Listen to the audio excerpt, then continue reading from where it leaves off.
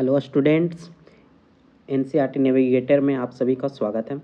तो आज का हमारा जो चैप्टर है वो क्लास 9th के साइंस का फर्स्ट चैप्टर है, मैटर अराउंड अस। तो देखो, आप लोग अपने चारों तरफ जब देखते हैं तो आपको कई तरह के ऑब्जेक्ट दिखाई देते हैं, ठीक है। तो इन सारे ऑब्जेक्ट में आपको कॉमन फीचर्स क्या दिखता है? तो आप लोग जब इन सारे ऑब्जेक्ट को देखोगे तो सबसे पहला जो कॉमन फीचर आपको दिखेगा वो क्या है? स्पेस। इनके बीच आप क्या देखोगे? ये सारे ऑब्जेक्ट कहीं कुछ ना कुछ स्पेस घेरते हैं, ठीक है।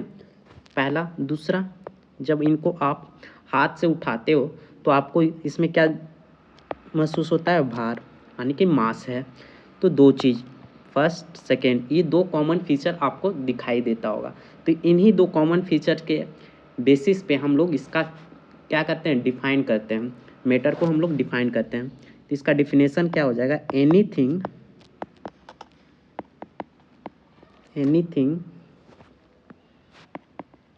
that have a space and mass। देखो, रटना कुछ नहीं, समझना है।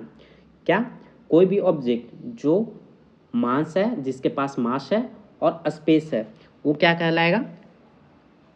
Matter is known as matter. इसका एग्जाम्पल देख लो आप लोग, तो क्या कहलाएगा? इसका एग्जाम्पल क्या होगा बच्चा? बुक। देखो, आपके पास बुक है, क्या उसको उठा के देखो अभी आप, क्या उसमें भार महसूस हो रहा है? यस, ऑफ कोर्स आपको हो रहा होगा, कुछ वजन होगा, ठीक है। उसके ऊपर एक बुक और रख लो, क्या अब कुछ ज़्यादा भार महसूस हो रहा है? तो समझ में आया। उसके बाद देखो, क्या वो स्पेस ले रहा है? जब आप उसको डेस्क पे रखते होगे तो क्या वो कोई स्पेस जगह तो घेरता होगा। तो ये क्या हो गया? आपका बुक इसका एग्जाम्पल हो गया, ठीक है। अब आपके माइंड में आ रहा होगा कि सर एयर क्या है? एयर, तो एयर को मैटर बोलेंगे या नहीं बोलेंगे? तो एयर देखो, एयर को तो हम लोग देख नहीं सकते हैं। पहला क्या है? इनविजिबल है। बट इसको एक्सपेरिमेंट करते हैं। देखो, आप बैलून में हवा भरो। जब बैलून में आप हवा भरते हो, ठीक है, तो वो गुब्बारा क्या स्पेस ले रहा है? धीरे धीरे क्या होता है? वो गुब्बारा बड़ा होते जाता है। तो जितना ज़्यादा आप हवा भरते हो उतना ज़्यादा वो क्या होता है?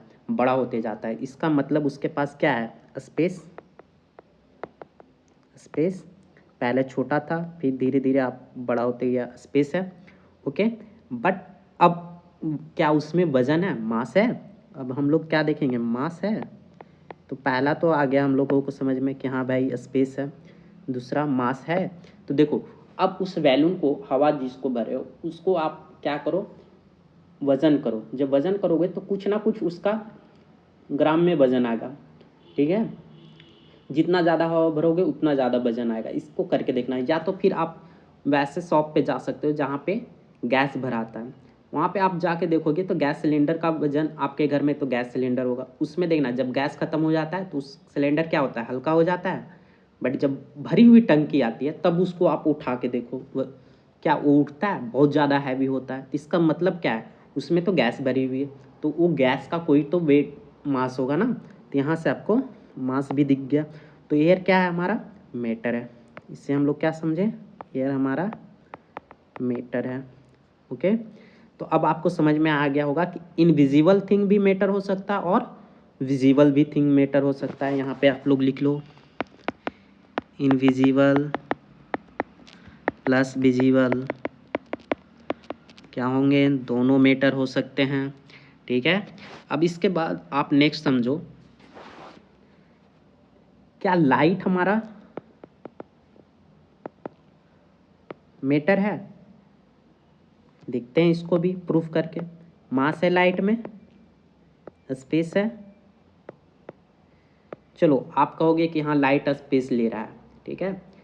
बट क्या वो लाइट में आपको मास दिखाई देता है? लाइट को पकड़ पकड़ तो ऐसे नहीं सकते हैं, बट लाइट में वजन होता है? नहीं होता है। तो इससे आपको क्या पता चल गया कि लाइट मैटर नहीं है, नॉट मैटर, ओके। तो अब आपको मैटर के बारे में अच्छे से समझ में आ गया। आई होप आपको कोई कन्फ्यूज़न नहीं होगा। ओके, अब आते हैं हम लोग अपने नेक्स्ट टॉपिक पे, फिजिकल नेचर ऑफ मैटर। तो मैटर का जो नेचर है वो कैसा है? तो इसका नेचर जो है बच्चा वो है पार्टिकल। कोई भी मैटर किससे मिल के बना हुआ है? पार्टिकल से मिल के बना हुआ है। Matter are made up particles. अब देखो इसको एक्सपेरिमेंट करो। इसके लिए सिंपल सा मैं एक्सपेरिमेंट आपको बता रहा हूँ। आप मिट्टी का कोई लो, मिट्टी का कोई टुकड़ा लो, ठीक है। अब उसे आप ग्लास में डाल दो और उसको घोलो, तो क्या होगा? छोटा छोटा पार्टिकल में डिवाइड होते चला जाएगा।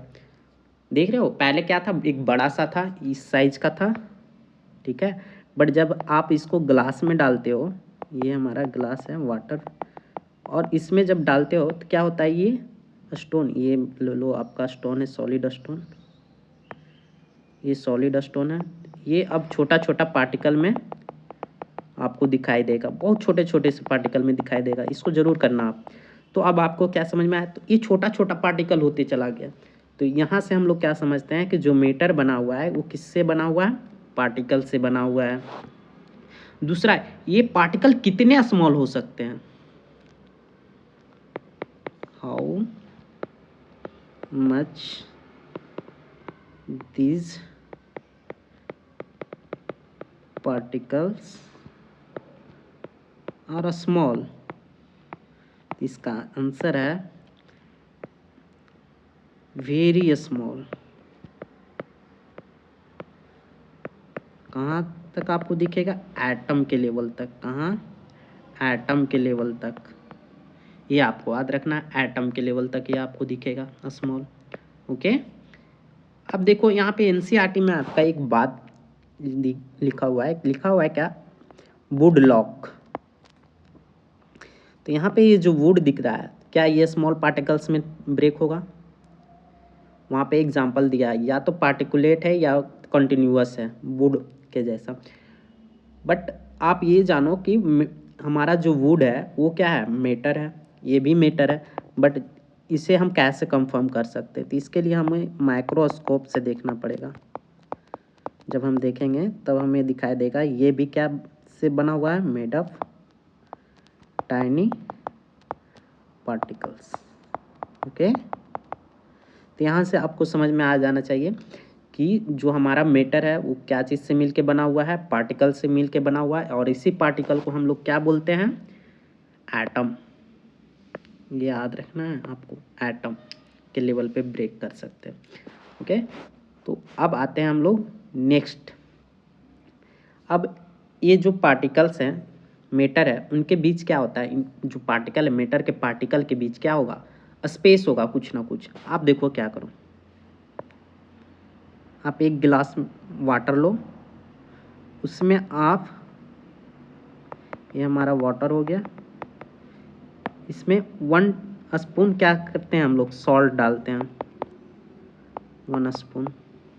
और वाटर लेवल को आप लोग ग्लास में मार्क कर लो। ये वाटर लेवल को क्या करना है? आपको मार्क करना है, एक्सपेरिमेंट में जो बता रहा हूँ। अब इसमें सॉल्ट डालना है। अब सॉल्ट डालो तो इसमें क्या होगा? सॉल्ट घुल जाएगा। ओके, घुल गया। क्या अब आपको देखना है, क्या ये जो वहाँ पे हम लोग वाटर को मार्क किया था लेवल को, क्या ये लेवल बढ़ा या घटा? तो आप लोग सरप्राइज हो जाओगे देख के कि ये जो लेवल था, ये लेवल, ये क्या रह गया? कांस्टेंट रह गया, वहीं पे जहाँ पहले था वहीं पे। तो अब सोचने वाली बात है कि अगर वाटर का लेवल नहीं बढ़ा तो वो जो मैंने सॉल्ट डाला था वाटर में वो कहाँ गया? आसमान निकल गई या ज़मीन खा गया? एक क्वेश्चन माइंड में, वो कहाँ गया आखिर? सॉल्ट। तो वो देखो सॉल्ट का कहाँ गया? जैसे ये लिक्विड है तो ये सॉल्ट के पार्टिकल जो थे वो यहाँ पे, एक सेकेंड, यहाँ पे इस वाले स्पेस में क्या हो गया? एडजस्ट हो गया, जिससे क्या रहा? इसका जो वॉल्यूम था, ये देखो वॉल्यूम, ये क्या रहा, वॉल्यूम कांस्टेंट रहा और इस सारे पार्टिकल कहाँ आ गए, स्पेस में। तो इससे क्या समझ में आता है कि वाटर मोलिकुल्स के बीच कुछ ना कुछ कोई स्पेस होगा जहाँ पे सॉल्ट के मोलिकुल्स यानी साल्ट के पार्टिकल्स जाके एडजस्ट हो गया। तो इससे हमें क्या समझ में आता है इस एक्सपेरिमेंट से कि इनके बीच स्पेस होता है।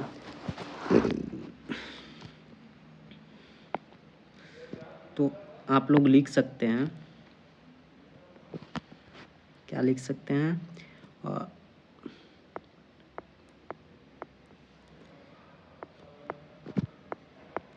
पार्टिकल्स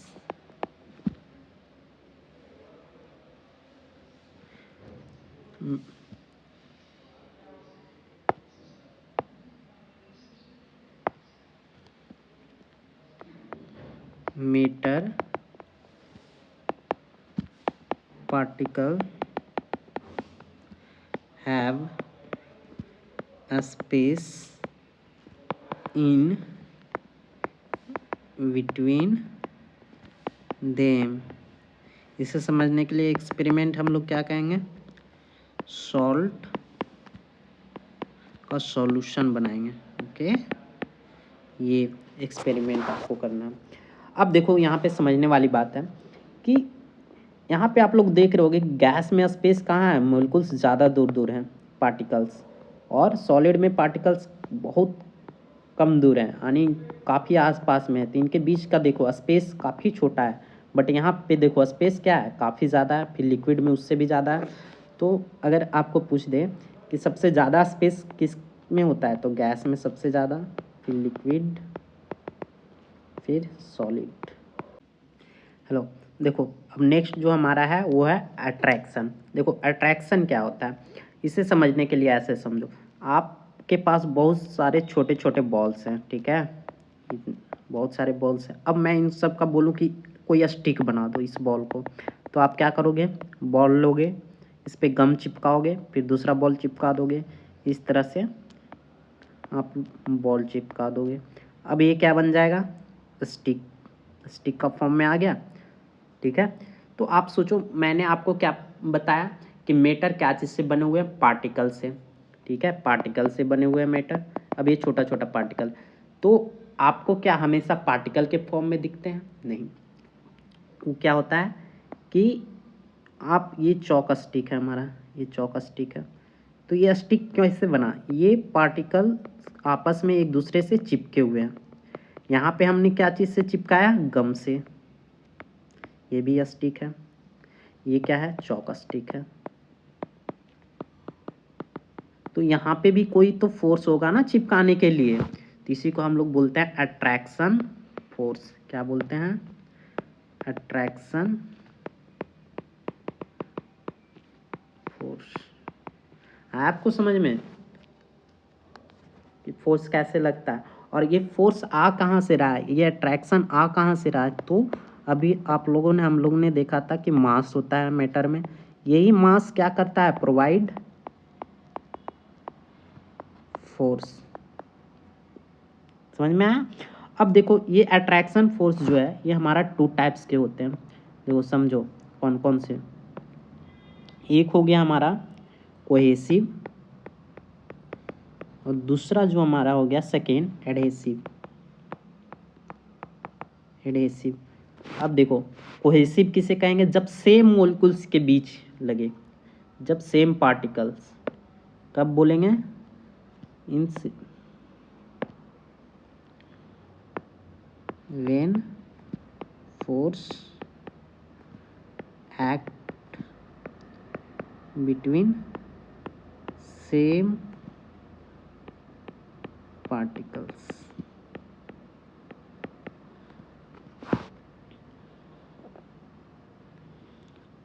यहाँ पे क्या होगा, when force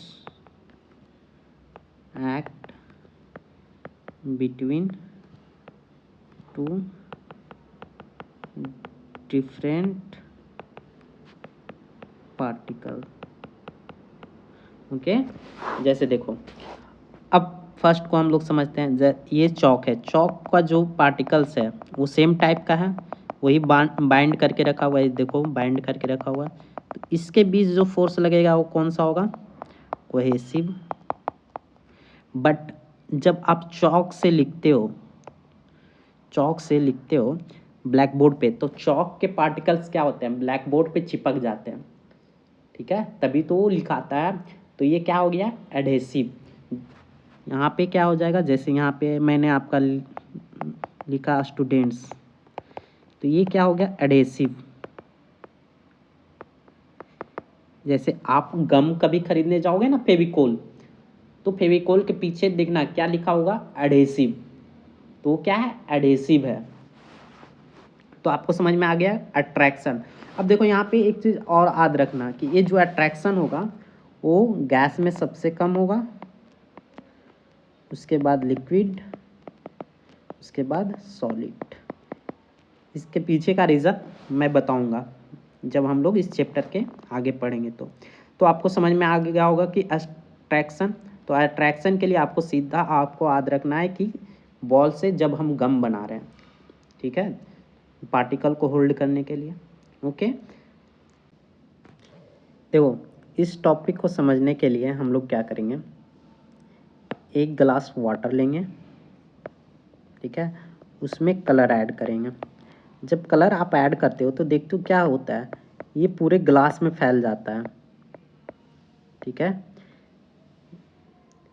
पूरा ग्लास कलर हो जाता है। तब ये कैसे कलर हो गया, पहला इससे पहला कंक्लूजन क्या है कि ये जो पार्टिकल है, मीटर के पार्टिकल, ये क्या कर रहे हैं, मूव कर रहा है। दूसरा क्या निकलता है, कैसा मूव कर रहा है, रैंडम मूवमेंट हो रहा है। देखो रैंडम क्यों हो रहा है, देखो समझो, अगर किसी एक डायरेक्शन में होता, आपने ये जो कलर ऐड किया किसी एक डायरेक्शन में होता, तो सिर्फ यहाँ का पानी क्या होता, वाटर कलर होता, या इस तरफ का कलर होता। बट आप क्या देखते हो कि सारा का सारा पानी कलर हो जाता है रैंडमली। तो इससे क्या समझ में आया कि मोशन जो है कैसा है, रैंडम है, ठीक है, और मूवमेंट हमेशा होता रहता है। अब देखो ये रैंडम मूवमेंट ऐसे इसको समझ सकते हैं, एक पार्टिकल इधर मूव कर रहा है, एक पार्टिकल इधर मूव कर रहा है, कोई पार्टिकल इधर मूव कर रहा है, कोई पार्टिकल इस तरफ मूव कर रहा है, ठीक है। अब ये पार्टिकल मूव क्यों करते हैं, तो इनके पास होता है क्या, काइनेटिक एनर्जी, इसे हम लोग काइनेटिक एनर्जी, इसके वजह से ये मूव करते हैं। इसे हम लोग नेक्स्ट चैप्टर में या आगे आने वाले चैप्टर में पढ़ेंगे। ओके, अब देखो यहाँ पे समझो कि सबसे ज़्यादा मूवमेंट किस टाइप के मीटर में होगा, गैस में, फिर लिक्विड, उसके बाद क्या होगा, सॉलिड। देखो गैस में कैसे ज़्यादा होता है आप समझो, अगर आप अगरबत्ती किसी एक जगह जलाते हो, किसी कॉर्नर में, रूम के कॉर्नर में, तो आपको क्या उसका परफ्यूम दूसरे कॉर्नर में भी दिख, मतलब आपको